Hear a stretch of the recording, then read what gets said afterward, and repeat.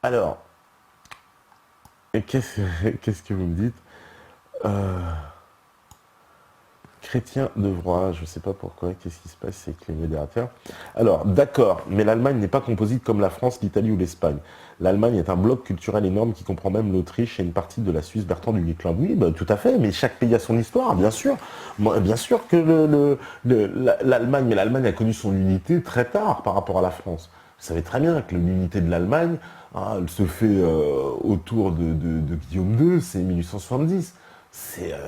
La France, elle a connu son unité bien avant, hein, bien avant. Donc l'unité de l'Allemagne, c'est quelque chose qui est relativement récent finalement, hein, à l'échelle de l'histoire. Mais après, évidemment, que ce n'est pas un bloc composite, que c'est un bloc culturellement très homogène, justement, oui, les Allemands. Évidemment, comparé à la France, qui est une construction politique, hein. Et la France, c'est le bloc le plus hétéroclite, je pense, de tous, dans cette construction politique. Alors l'Espagne aussi, puisque l'Espagne, elle se fonde sur des royaumes préexistants qui ont tous fusionné, hein. Mais aujourd'hui, je vois mal comment ça, oui, les Catalans qui vont quoi redemander leur indépendance, se séparer de l'Espagne, il y aurait comme un sens de l'histoire, un peu la même chose pour les Écossais finalement, parce que l'Écosse aussi a été indépendante, hein. Donc est-ce que c'est un sens de l'histoire? Mais à l'heure où j'ai envie de dire, où ces gens vont se retrouver confrontés, hein, aux autorités de Bruxelles, on ne peut pas imaginer que la Catalogne puisse avoir un poids supérieur à l'Espagne. C'est pas possible. C'est-à-dire que la Catalogne ne pèsera rien comme une Bretagne indépendante. Désolé pour nos amis bretons, mais une Bretagne indépendante, elle pèsera rien face à un commissaire européen. Si la France, déjà la France, n'est pas capable d'imposer ses vues, n'est pas capable de, comment dire, de pouvoir être en mesure des fois de négocier avec les commissaires européens et que ça nous est imposé malgré tout, comment est-ce que la Savoie, l'Alsace ou la Bretagne, le Pays Basque pourraient à eux seuls avoir un poids suffisant pour se faire entendre? Donc ça veut dire qu'il y a vraiment une stratégie qui a été orchestrée de toute façon par les États-Unis de destruction des États européens pour avoir affaire qu'à des espèces de micro-États, voilà, ces espèces de régions qui vont leur faciliter la tâche. Parce qu'évidemment, il y aura une multitude d'interlocuteurs et donc tout sera très compliqué et ce sera exactement ce qui leur convient pour pouvoir imposer leur loi. Diviser pour mieux régner. Encore une fois, il ne faut pas se tromper sur leur stratégie. C'est niveau pauvre, Marine Le Pen regarde Méta TV, ça je ne sais pas. Ah oui, je sais pas du tout. Mais oui, enfin, non, mais ce que je dis, je le pense, hein, même si on la recevrait demain, je lui dirais. Alors, on arrive près de la fin de leur but, comme depuis plus de 500 ans, dès qu'ils ont pris le pouvoir et sont fait entendre, même accepter leur projet, ils se montrent à la lumière et on leur coupe la tête. C'est Rabat des Bois qui nous dit ça. Eh ben, espérons qu'on leur coupera la tête ce jour-là, hein. Alors, alors, qu'est-ce que vous me dites? Saint-Sainteté, les bonnets rouges sont pour la partition de la Bretagne, sont les idiots utiles du mondialisme. Zach Mémarian qui dit ça. Oui, c'est vrai, les bonnets rouges, on en avait eu un en plus ici, une fois, je me rappelle. Bah, les bonnets rouges, le problème, c'est ça, c'est oui, ils sont pour l'indépendance de la Bretagne, hein. Ils ne voient pas comment dire, ils refusent cette grille de lecture vis-à-vis de l'Union européenne et ils ne voient pas que l'Union européenne, c'est une machinerie qui va les absorber, les broyer, et que malgré on peut dire, les pseudo-encouragements ou les pseudo, euh, comment dire, euh, les pseudo, comment je pourrais dire ça? Bah, le fait que l'Union européenne, elle soit constamment, je vous dis, derrière ces régions-là, hein. Je vous avais raconté ici, mais bon, je vais quand même encore la raconter. C'est la carte postale qui était vendue en Bretagne, où on voyait la France et la Bretagne séparées, avec chacune avec un petit drapeau, et puis il y avait un petit dialogue youpi des deux côtés. Vous voyez, la Bretagne avec le drapeau breton et la France avec le drapeau français, puis séparés. Et puis en dessous, évidemment, un slogan en breton, We have a dream. Hein, voilà, il y avait tout, quoi. Je trouve que cette carte postale a symbolisé absolument tout. Alors, qu'est-ce que vous me dites? D'accord, mais l'Allemagne n'est pas composite. Oui, bah oui, voilà, mon cher Bertrand du Guesclin. D'ailleurs, El Blanco, il est catalan. Tout à fait, oui. El Blanco, c'est un catalan. hein. D'ailleurs, il doit être pour l'indépendance de la Catalogne, tu vois, hein, parce que ce monsieur-là, de toute façon, est un nationaliste dans l'âme. Alors, nationaliste au mauvais sens du terme, j'ai envie de dire, parce que moi, le terme nationaliste, ça aussi, c'est un terme certainement euh, qu'il faut juger, parce que ce terme-là, il est employé comme une insulte, hein. Quand on dit de quelqu'un qu'il est nationaliste, évidemment, on a tout de suite l'idée, le principe que c'est quelqu'un qui a une idée de nation agressive, une nation qui voudrait, j'ai envie de dire, commander les autres ou prendre le destin en main des autres. Or, pour moi, le terme nationaliste, si on doit le prendre pour ce qu'il est, c'est quelqu'un qui défend le principe de nation. Voilà. Et à ce titre-là, d'ailleurs, les grands révolutionnaires, hein, qui étaient Chavez, Castro, le Che, c'était des nationalistes. Hein, voilà. Et au pire, ils étaient internationalistes, mais en aucun cas, ils étaient mondialistes. Ça, c'est vraiment une grande, grande différence voilà, qu'il ne faut pas hésiter à mettre en place. Alors, qu'est-ce que vous dites? L'Union européenne, c'est le cheval de Troie de l'Union nord-américaine, communément appelée les États-Unis. Tu m'étonnes, c'est exactement ça. Mais vous l'avez bien compris, ça, hein. L'Union européenne plus la nation des régions, comme dans le couple, il y en a un en trop. Exactement. Ça fait ménage à trois, sinon, hein. Union européenne, État, région, c'est ménage à trois. Et il y en a un qui va sauter. Je vous laisse deviner lequel. Alors, et il n'y a pas que le Maroc et l'Égypte qui sont de vieilles nations, il y a aussi les Chinois. Oui, bien sûr, le Maroc, l'Égypte, la Chine, bien sûr, il y a des vieilles nations, même en Europe. Oui, mais en Afrique aussi, il y a des vieilles nations. J'ai pas dit le contraire. Mais vous savez très bien que les frontières qui ont été héritées de la colonisation, elles ne correspondent à aucune réalité, hein. Il y a des pays qui, en plus, qui se retrouvent complètement enclavés, des pays qui... Voilà, c'est que des aberrations sur aberrations, hein. Donc aujourd'hui, penser à une Union africaine, moi, ça ne me choque pas. En tout cas, j'ai l'impression que c'est en tout cas moins utopique. Alors peut-être je me trompe, hein, vous voyez, je peux admettre que voilà, sur ce sujet-là, je sais pas, on peut pas lire dans le mar de café, mais j'ai l'impression que c'est quelque chose en tout cas de plus accessible parce que les éléments de départ sont beaucoup plus communs. Voilà, il y a beaucoup plus de points communs. Alors que dans l'Union européenne, les points communs, on les cherche, hein. C'est quoi le point commun entre nous et les Bulgares? Non, les Bulgares. Qu'on m'explique, alors on va me dire, ah oui, mais c'est des chrétiens et tout. Ah, c'est des chrétiens. Ah ouais, d'accord. Déjà, c'est pas le même genre de chrétien, hein, déjà. Alors, donc, bon, faut voir. Alors, être patriote, c'est aimer son pays. Être nationaliste, c'est détester celui des autres. Oui, la fameuse maxime de Charles de Gaulle, voilà, qui disait, nous sommes des nationaux. Voilà, c'est pour ça que je dis nationaliste est devenu un gros mot à force. Alors, patriote, ça passe mieux que nationaliste, de la sémantique à cause des troscards. C'est Nicolas Dulot. Vous avez tous compris, vous ne faites pas avoir par la langue. La nation, c'est pour moi la seule structure viable pour un peuple. Pour moi, un peuple sans nation, c'est un peuple sans maison. Alice Bach qui dit ça. Énorme. Moi, je suis entièrement d'accord. Le point commun, c'est les yaourts. Ça, c'est Dieu, je pense qu'il parlait des milliards.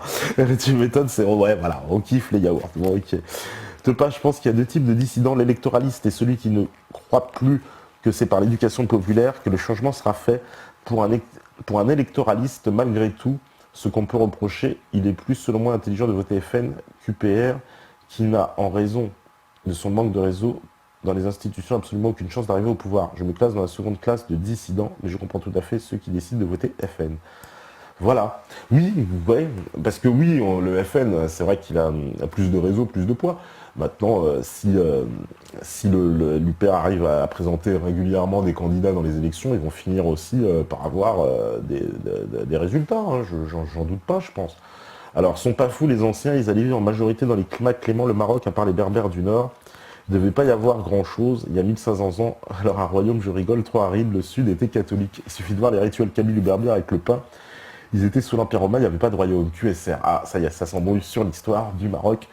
Donc, oui, écoutez, on va pas débattre sur l'histoire du Maroc. Une grande histoire d'ailleurs, l'histoire du Maroc. On verra, tout ça, on verra. Alors, Gaspartacus, voilà, il dit bonjour à tous sur le chat, et ben nous aussi. Et puis on va faire une petite pause.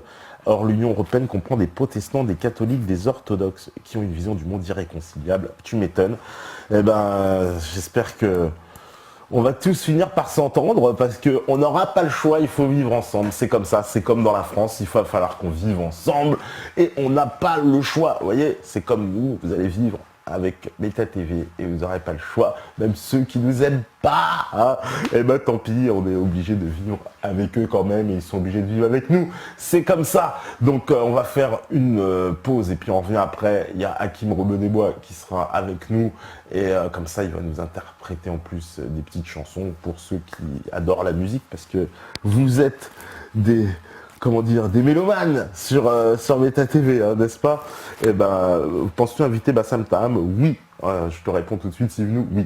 Et voilà. Donc, on se retrouve juste après. Et puis, voilà, vous restez connectés. Pendant ce temps, c'est la pause. À toi, Mikey, à la régie. Voilà, de retour donc sur la libre antenne. Il y a notre invité qui est avec nous, c'est Hakim Rebeu-des-Bois. Hakim, mon phare, ça va? Enchanté. Ouais, bienvenue à Meta TV. Hein. Donc, toi, tu es un artiste, j'ai envie de dire, indépendant. C'est comme ça qu'on peut te définir. Ouais, tout à fait, ouais. Ouais. Alors, tu peux nous en raconter un peu plus sur ton parcours, comment, parce que donc tu es musicien déjà, tu joues de la guitare, tu joues d'autres instruments aussi, Ouais, à part, quelques instruments, ouais. tu fais de la basse, c'est ça? La basse, je fais un peu de percussion, de saxophone, de flûte traversière, de la guitare. Et c'est quoi alors on peut dire tes influences, ton parcours dans la musique, quoi, comment ça commence pour toi? Moi, je reste influencé partout, en fait. Il n'y a pas seulement la musique qui m'influence, il y a aussi la vie, il y a aussi les amis, Mhm. les expériences. La musique, bien sûr qu'elle m'influence, mais il y a toutes les musiques, en fait, m'influencent. Ouais, t'es pas dans le même. C'est-à-dire aussi bien, je sais pas, des standards sous l'année 70 que J'ai été nourri de tout ça. de l'électro, voilà. Ouais, Ah, j'ai été nourri partout. Franchement, j'ai écouté beaucoup de musique, que ce soit de la musique africaine, canadienne, américaine, anglaise, d'Amérique latine. J'ai été très curieux. ouais. Donc voilà, t'es éclectique, on va dire. Je suis éclectique, mais c'est vrai que l'inspiration musicale aujourd'hui, en fait, je puise plus dans les. En fait, c'est plus l'émotion qui m'inspire, plus que la musique. Ouais. Parce que quand on écrit un texte ou quand on écrit une musique, ça part toujours d'une émotion, en fait. Mhm. Et t'as déjà sorti des albums parce qu'on en parlait. T'as pas sorti Si. Si. Mm. Alors c'était quoi sous ton nom? On a sorti un disque il y a quelques années de ça, le disque Hakim Rebeu-des-Bois, Ouais. le titre de l'album. Et en fait, on a eu des problèmes avec des producteurs, donc le disque est sorti en indépendant. D'accord. Et on a eu des problèmes avec un salaud de producteur qui nous a fait planter le projet alors qu'il y avait une distribution, une date de distribution nationale qui était donc toujours très attention avec les producteurs. Il faut toujours avoir des contrats sous la main. Ouais. Mm. C'était pas en maison de disque, c'était un gros sur maison de disque. Petite maison de disque. Petite maison de disque. Producteur. Ouais. Ouais, d'accord.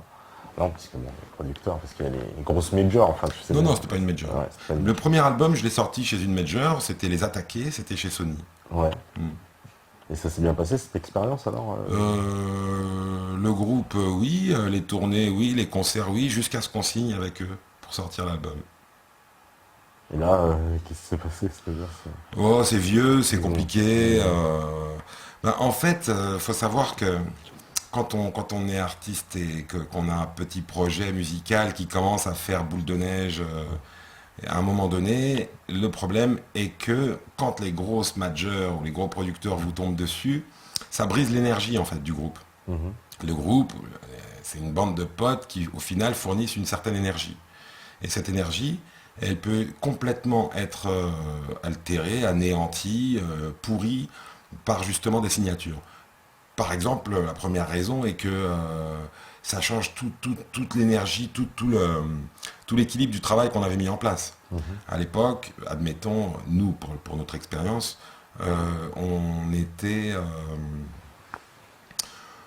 on organisait les concerts nous-mêmes, techniquement on se déplaçait nous-mêmes.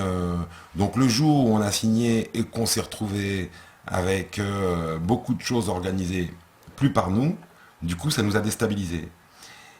Et ça crée, bon, en plus de ça, on avait pas mal de concerts, etc. Donc ça a créé une espèce de parasitage au final sur notre propre énergie qui fait que on s'est perdu là-dedans. C'est pas. Donc toi, tu donnes. Parce que ça, c'est un conseil souvent qu'on demande aux jeunes artistes. Est-ce que tu leur conseillerais justement de sortir par eux-mêmes en indépendant ou plutôt d'aller voir les grandes majors? Dans les deux cas, c'est compliqué. L'idéal, c'est d'être en indépendant, mais aujourd'hui, être indépendant, c'est un bien grand mot. On ne sait pas ce que chacun en fait ce qu'il veut. Les majors sont alléchantes, mais l'un dans l'autre, c'est compliqué. Si quelqu'un vous propose un contrat, faut blinder le contrat, faut être sûr qu'il y a beaucoup de choses d'importantes qui sont défendues dans ce contrat pour défendre l'artiste, évidemment. Le problème, c'est que les jeunes artistes, au final, ils ne savent pas de quoi ils ont besoin dans un contrat. C'est ça le vrai problème. Ouais. Et alors on nous demande, alors, il y a pas mal de questions, est-ce que tu connais Baziz, un chanteur algérien? Ouais, bien sûr. Tu connais? Ouais, voilà, il connaît, c'était Jacques Aujac, ouais, parce qu'ils aiment bien demander si tu connais un tel, si tu connais un tel. Alors, Ouais. il y a des trolls aussi. Baziz qui avait chanté une chanson de Renaud, il avait repris c'est pas l'homme qui prend la mer, c'est la mer qui prend. Et il avait changé les paroles en disant c'est pas l'homme qui prend la mer. Non, c'est pas l'homme qui prend la merde, c'est la merde qui prend l'homme. Bon bah voilà, excellent. On nous demande est-ce que aussi alors attends. Ah oui, non, ça c'est du troll. Ça, Sainteté, oui, est-ce que ton producteur faisait partie d'une communauté organisée? C'est un peu les. C'est des trolls, ça me connaît, mais bon, il ne fait rien. Alors, voilà, il y a des gens qui demandent de te présenter un peu plus. Donc toi, ça fait quand même plusieurs années, t'es un ancien de la musique, on peut dire.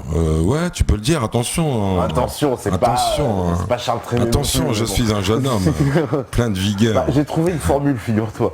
L'autre fois, j'avais quelqu'un qui me disait, oui, vous parlez des anciens jeunes. Je lui ai dit, bah, c'est génial ça. Parce que je peux dire aux gens, bah, je suis pas vieux, je suis un ancien jeune. Tu vois. Donc on est des anciens jeunes. Tu vois. Bon, si tu veux, j'accepte. C'est diplomate. C'est gentil, attention. Non, pas du tout, je reste très jeune. Oh. Ouais, bah, moi aussi, t'inquiète.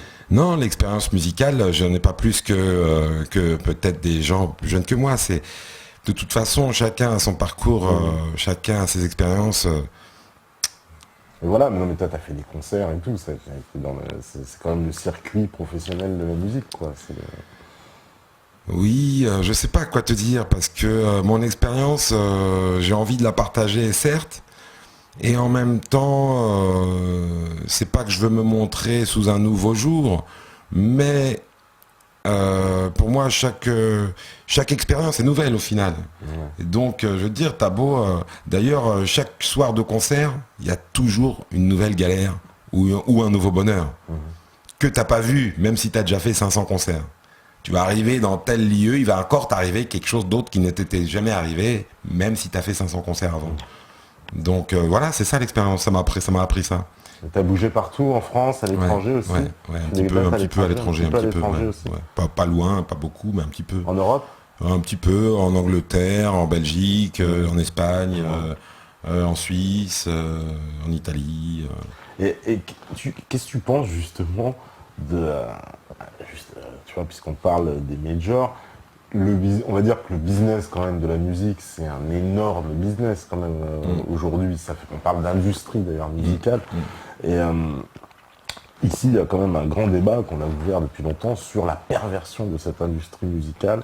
C'est-à-dire qu'on trouve qu'il y a énormément de ces gros artistes qui se font les courroies de transmission par leurs chansons d'une forme d'idéologie qui, pour certains, on dit du satanisme, d'autres y verront l'absolu libéralisme, etc. Mais en tout cas, quelque chose de très pervers.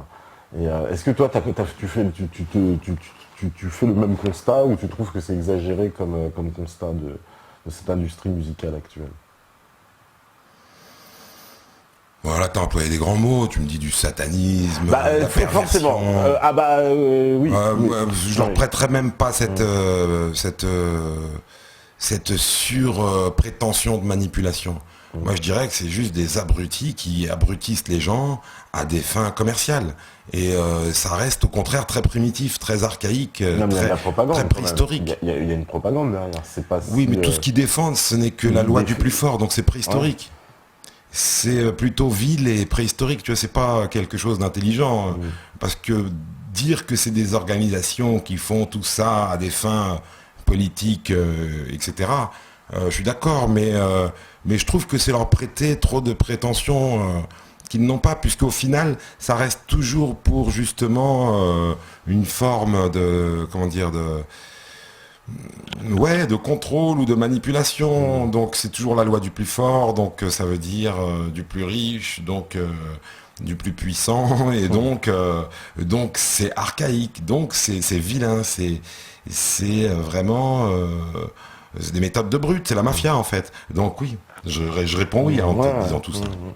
Ouais, parce que la musique, on va dire, actuelle, elle a pris... En fait, par exemple, dans le cas du rap, parce que c'est un débat qui a souvent été ouvert ici sur le rap, et il y a une... comment on appelle ça? Il y a un livre, entre autres, auquel on fait beaucoup référence, le livre de Mathias Carnet, qui lui... ouais, j'en ai entendu parler. T'en as entendu parler, ouais. Voilà. Qui a décortiqué le rap aux États-Unis, voilà. Le début du rap, avec les Public Enemy, ce qui s'était passé au sein du groupe, la scission, avec le pote qu'ils ont viré, mais qu'en fait, c'était le seul qui avait raison avant. Voilà. Et qu'eux, ils se sont alliés finalement au Major qui les produisait. Ouais, bien sûr. Mais tu as tout à fait raison. Mais aujourd'hui, bien sûr que c'est grave. Justement, les artistes comme moi, et on est nombreux. Moi, je dis que c'est que ces gens-là, ils nous ont d'abord bouché le circuit pour y placer, en y plaçant et pour y placer justement de la guimauve de chez Guimauve, et ainsi que du rabaissement humain. C'est de l'ordre du rabaissement humain. Parce que je suis désolé. Moi, c'est marrant que tu me poses la question, parce qu'il y a 2-3 jours, j'ai écrit un texte. Là, je pourrais pas m'en souvenir. C'est pas un texte de chanson, c'est une espèce d'article. Je le partagerai bientôt, d'ici quelques jours. Par rapport, donc moi, mon pseudo, c'est Rebeu des Bois. Donc Rebeu des Bois, tout le monde a compris le jeu de mots. Et ça fait déjà 10 ans maintenant, plus de 10 ans que je me suis coltiné ce jeu de mots, presque malgré moi, parce qu'à l'avant j'avais eu un tour de chant, et ma dernière chanson, c'est que je chantais Rebeu des Bois. Et je chantais ça dans un cabaret du côté de la Sorbonne, dans le 5e, tous les soirs pendant 6 mois. Et au bout de quelques mois, les étudiants qui venaient me voir, ils disaient on vient voir Rebeu des Bois. Donc mes copains ils m'ont dit bah tu vas t'y coller, c'est toi Rebeu des Bois. Donc on l'a rajouté à l'entrée du cabaret, c'était génial. Donc j'ai pris le nom qui était au début le nom d'une chanson. Et donc, qu'est-ce que je vois pas arriver dans une espèce de tsunami hollywoodien? C'était le film Robin des Bois, avec l'autre comédien... Avec Kevin Costner à l'époque, tu veux dire? Non, ça c'est encore plus vieux. Non, avec Russell... Russell Crowe. Et donc déjà, moi, Rebeu des Bois, je vois un film hollywoodien Robin des Bois. C'est pas cool ça. Bon, finalement, le film, plus personne n'en entend parler. Et moi, je suis toujours là. Bah oui, il y a la légende. Voilà, donc j'ai survécu à Hollywood, tu vois. Et dernièrement, il y a quoi encore maintenant? C'est la comédie musicale Robin des Bois, avec l'autre chanteur de soupe populaire, là. Je sais plus quel chanteur. Donc pareil, je me dis ces gens-là, ils ne devraient pas avoir le droit d'user de ce mythe. Parce que le mythe Robin des Bois, c'est quoi? C'est on prend aux riches pour donner aux pauvres. Mais eux, ils n'ont aucune légitimité à prendre ce nom-là, puisque de toute façon, premièrement, leur objectif est uniquement commercial et privé, à titre privé. C'est des gars qui s'en foutent plein les poches. On n'a jamais entendu dire que telle comédie musicale ou tel film allait reverser des droits, de l'argent, etc., des recettes, à des organisations qui auraient pu ou qui s'occuperaient de clochards, de gens défavorisés, de gens dans la précarité, etc. Donc ils se font de l'argent sur le dos d'un mythe qui est censé partager de l'argent. Donc j'ai survécu à Hollywood, je vais survivre et j'ai voulu, je me suis dit, tiens, allez, soyons bon seigneur, soyons bon cœur, on va essayer de trouver une solution. Et je suis allé écouter sur internet justement la comédie musicale Robin des Bois, en me disant ça serait drôle que moi, Rebeu des Bois, j'aille leur proposer de faire une chanson au milieu de leur spectacle, tu vois, que je fasse une de mes chansons. Et je me suis dit, allez, je vais écouter. Et j'ai écouté. Et ben je suis désolé les mecs, les gars, je suis désolé pour vous, je viendrai pas. Parce que même en écoutant vos trucs, j'arriverai pas à chanter au milieu de vos chansons. Ils ont des voix, mais comment je dis surupeuses, tu vois, c'est vraiment ça. il en dégage du pu de leur histoire. Voilà. Et en plus de ça, c'est du pu mélangé à c'est une espèce de grosse pizza maquillée, dégoulinante de sueur, de faux sourires et de surmaquillage pourri. Et t'as envie de leur mettre des baffes. Donc non. C'est M. Pokora, c'est ça? Non. Ok. Bah, je sais pas, Robin des Bois. Donc non, je ne viendrai pas chanter à votre comédie musicale. J'y arriverai pas. Vous me coupez la voix. Non, mais c'est clair. Ouais, en plus, ces grandes comédies musicales-là, je trouve, ça fait un peu des... Tu sais, c'est des grands trucs, justement, voilà. C'est de la musique, marketing, c'est à destination d'eux, c'est tout un packaging. C'est plus du tout de la musique, en fait. En plus. C'est un peu comme si on vend des lessives ou de... Je sais pas, enfin, tu vois, on vend quelque chose, donc on le conceptualise à fond, mais il n'y a plus d'art, il n'y a pas d'âme dedans. Non, il n'y a aucune âme dedans. En plus de ça, toutes les mélodies, c'est toute la même tout du long. Les mélodies sont inintéressantes, les arrangements sont surfaits, les voix sont inutiles. Et puis les costards qui nous ont sortis et compagnie. Non, les mecs, soyez sérieux, arrêtez. Laissez-moi être Robin des Bois. Arrêtez d'user de ce mythe à des fins financières pour nous balancer quoi? De l'abrutissement humain et social. Arrêtez, les gars. Parce que nous, tu sais, sur le chat, on a Rabin des Bois. Rabin des Bois, je l'avais dit à un moment donné, je l'avais dit. Sauf que je demande à le rencontrer parce que... Rabin des Bois. Rabin des Bois. Moi, j'avais sorti Renoir des Bois, Polac des Bois, Rebeu des Bois. On les avait dit. Robot des Bois aussi. Alors, qu'est-ce qu'on me dit? Ouais, on demande, il y a quelqu'un qui demandait tout à l'heure, je crois que c'était Jacques qui demandait, toi, t'as commencé par, c'était quoi les premiers instruments que t'as commencé à jouer vraiment? Non, moi j'ai gratouillé à l'âge de 7-8 ans à la maison, je gratouillais déjà, il y avait des guitares, des percussions. Et t'as fait quoi, du solfège, toi? Non, moi j'ai joué tout seul, la guitare. T'es doué, quoi. Non, je voyais des gens, j'avais des frangins qui jouaient de la guitare quand j'étais petit, je m'asseyais, d'accord, t'avais des frangins qui jouaient de la guitare aussi, d'accord. Voilà, je les regardais placer les doigts, et en fait, à force de chaque soir, regarder leurs doigts faire des positions d'accords, et le lendemain, quand ils étaient pas là, que j'étais tout seul à la maison, je prenais leur guitare et je replaquais les accords. Énorme, J'ai appris juste comme ça, en fait, par mémoire. D'accord. Ah donc oui, mais t'es déjà dans j'ai presque envie de dire, t'es déjà dans l'environnement quand même. Bien sûr. Tes frères ils faisaient de la guitare. Après, quand j'ai eu 15 ans, 16 ans, là vraiment, je me suis acheté un saxophone. Et là, j'ai fait du saxophone des heures et des heures par jour jusqu'à un certain âge. Et puis tout en continuant à gratouiller un peu par-ci, par-là la chanson, à chanter des chansons de Renaud, de Bob Marley ou d'autres, Nougaro. Et ouais, à l'époque, on avait du bon son. D'ailleurs, pour revenir sur l'histoire de Robin des Bois, parce que justement, on nous crée ces comédies musicales en usant de ces mythes, et moi, et on ne le sait pas, mais ces gens-là, Sony et compagnie, ils ont des subventions de l'État. Sony, quand ils produisent un artiste, ils ont des subventions de l'État. Cette comédie musicale, quand ils la produisent, ils ont des subventions de l'État et de certains organismes publics. Ouais. D'accord? Donc moi je trouve ça horrible qu'on subventionne ces gens qui ont déjà le plus d'argent. Ça on ne le sait même pas. Ouais, c'est vrai, l'art est subventionné. Sachez-le, Universal, Virgin et compagnie, toutes les majors. D'ailleurs, c'est eux qui raflent toutes les subventions de la SACEM, de la DAMI, de la Spedidam et compagnie, de tous les organismes. Je certifie ce que tu dis. Non, mais c'est grave. Pour avoir, moi aussi, eu un parcours dans les majors, je peux certifier qu'il y a même des magouilles au plus haut niveau pour ce qui concerne les subventions. C'est-à-dire que ce sont directement, souvent, les représentants des majors qui siègent dans les commissions et c'est eux qui décident donc en plus voilà, on est d'accord. Donc c'est un cercle, donc moi je te dis c'est la mafia complètement et ça c'est chapeauté par le ministère de la Culture. C'est certifié et garanti par le ministère de la Culture. Donc qu'est-ce que tu veux qu'on fasse? Qu'on va se battre contre eux? Moi je préfère aller faire mes chansons aux quatre coins de la France, dans des petits endroits. Je suis un artisan de la chanson, je suis un artisan de la musique. Voilà. Et j'assume tout à fait ce rôle-là. Et la seule chose que je peux dire, c'est rendez-nous Léo Ferré, rendez-nous Bob Marley, et reprenez M. Pokora, reprenez la Starac, reprenez tout ça, et rendez-nous les bons, quoi. Voilà. Ah ouais. Alors on nous demande si tu es sensible un peu au mouvement de résistance, de dissidence qu'il y a en ce moment en France.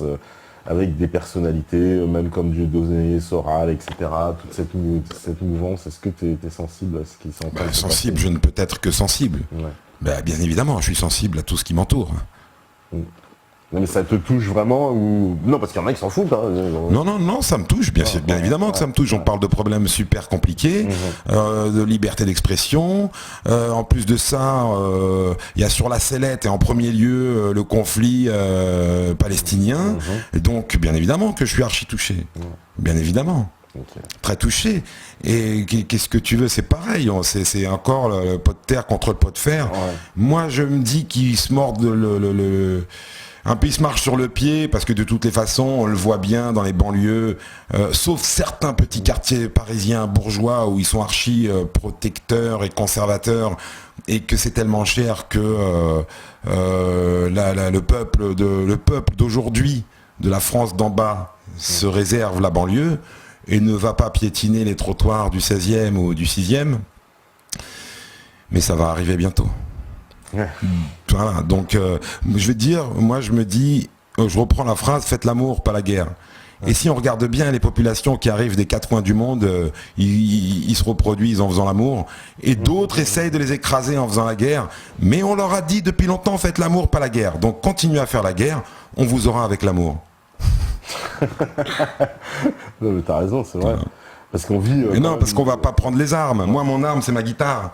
Voilà, et c'est les mots, c'est pas des armes. Certainement pas, je le laisse. Pourtant, ceux qui sont sous les feux, que ce soit au Rwanda, en Palestine, en Somalie, au Darfour, en Afghanistan, ou comme il y a eu en Bosnie, ou en Tchétchénie, etc., c'est toujours les mêmes qui s'en prennent plein la gueule. Ou actuellement, où la France est en train de faire des choses très très graves en Centrafrique. Hein. Donc, et aujourd'hui, ici en France, on dit plus rien. On est rentré dans un système où c'est grave, c'est très très grave ce qui se passe. Tu trouves justement, parce que ça c'est un sujet qu'on aborde souvent ici, que la France, on est dans on va dire dans un chemin qui est un chemin totalitaire, c'est-à-dire qu'on se dirige vers une dictature totale et plus du tout, on sent que la démocratie c'est un projet qui s'éloigne complètement, quoi. Ou tu trouves que non, c'est exagéré de penser ça, parce que il y a un visage totalitaire de l'État qui est vraiment en train d'apparaître dans tous les sens du terme, puisque tu sais que maintenant, ils peuvent se permettre plus ou moins ce qu'ils veulent. Dans l'affaire Dieudonné, ça a montré beaucoup de choses aussi, le fait qu'il soit condamné par le Conseil d'État en 1 heure, on n'avait jamais vu ça. Enfin, moi, je fais partie de ceux qui n'ont pas eu droit à la démocratie, qui n'ont pas eu droit à la liberté, à l'égalité, à la fraternité. Je suis né en France. Mon grand-père est venu en France, je crois, en 1910. Donc, je parle légitimement. Et voilà, moi, tu me demandes si je vois la démocratie s'éloigner, et je te réponds que je ne l'ai jamais vue. Au moins, j'aurais préféré la voir s'éloigner, au moins. Ouais. Alors... C'est mon avis, je sais que ça peut choquer des gens parce que les gens vont voter, etc. Mais je suis désolé, aujourd'hui, 80% des gens qui votent te diront qu'ils votent pour le moins pire. Donc, et en plus de ça, au final, que ce soit, aujourd'hui on l'a bien vu, que ce soit la gauche, la droite, c'est toujours la même politique. Donc, c'est catastrophique. Et j'ajouterais qu'il serait temps que le Mali et l'Algérie envoient des troupes en Europe pour rétablir la démocratie. On voit bien avec ce qui se passe en Grèce, en Espagne, au Portugal, en France, en Italie. Et je pense qu'en ce moment, tu as peut-être entendu parler de l'inversion des tendances. Voilà, il est en train de se passer des choses où il y a des pays en Afrique où on est beaucoup plus libre qu'en France. Ouais. En France, on se balade, on est filmé continuellement. On est photographié continuellement, on est fiché à 2000%. Et dans certains pays d'Afrique, il y a beaucoup encore de plus de poésie à y vivre, parce qu'on se sent plus libre et il y a une certaine entraide, chaleur. On étouffe pas mal ici quand même. On étouffe pas mal. Donc la démocratie, ça devrait pas être ça. La démocratie, ça a été mis noir sur blanc. On va pas faire d'histoire, mais c'est 400 ans avant Jésus-Christ. Dans les livres de Platon, le livre 7 de la République de Platon. Jamais aucun pays ne peut prétendre avoir été démocrate aujourd'hui, que ce soit en Europe, en Occident, en Afrique. Je suis désolé, moi la démocratie, je la vois pas sur Terre. Faut arrêter. Voilà. Il faut arrêter. Ouais. Aujourd'hui, tu sais combien de pays l'Amérique a tapé depuis 1945 ? Oh là, énormément. Ils ont tapé plus de 60 pays depuis 45, 50, 60 pays. La France, elle n'est pas loin non plus. Donc, moi, je suis désolé, on ne peut pas aller bombarder l'Irak en disant on vous bombarde pour vous apporter la démocratie. Ça s'appelle la dictature. Aujourd'hui, la France, elle critique les pays d'Afrique, soi-disant, mais tout ça, c'est du bluff, puisque c'est la France qui met en place même les dictateurs. Bien sûr. Moi, tu me poses la question, je te réponds, voilà. Ah ben oui, Voilà, je sais que ça fait chier beaucoup de monde, beaucoup peut-être même de petits Français qui sont bien dans leur canapé. Excusez-moi de vous déranger, mais je suis là pour ça. Voilà, d'ailleurs, ils disent ici, tu vas choquer personne. Tu vois, non, ici, on est habitué. Ouais, mais peut-être que ceux qui sont choqués, ils répondent pas. Merci, c'est Non, cool. non, t'inquiète pas. Oula, ils se gênent pas pour répondre. T'inquiète pas, ils ne se gênent pas. Ah, ils sont sans gêne. Voilà. Donc, d'ailleurs, Anicet de Niveau Pomme, il dit, ça n'a jamais existé, même la démocratie grecque. C'est vrai qu'il y a l'expérience de la démocratie athénienne. Non, c'était qu'un projet, c'était qu'un projet. Bah, bon, c'est toujours pareil, c'est toujours des élites qui décorent leur manipulation en bienfait.